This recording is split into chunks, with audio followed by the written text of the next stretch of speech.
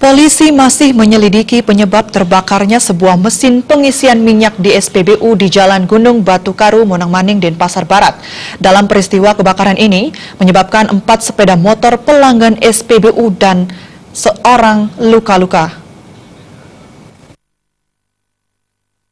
Denpasar Barat, Aan Saputra saat dikonfirmasi membenarkan pihaknya sedang melakukan penyelidikan terkait terbakarnya sebuah mesin pengisian minyak di SPBU Jalan Gunung Batu Karu, Denpasar Barat.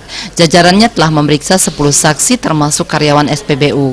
Untuk penyebab terbakarnya belum diketahui secara pasti, menunggu terjunnya tim Lab 4.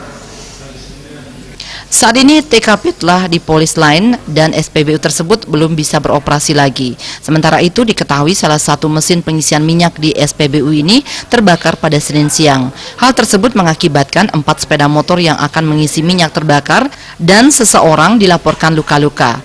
Di lokasi kebakaran menjadi tontonan warga yang melintas. Beberapa petugas terlihat di TKP untuk mencari penyebab terbakarnya mesin pompa SPBU tersebut.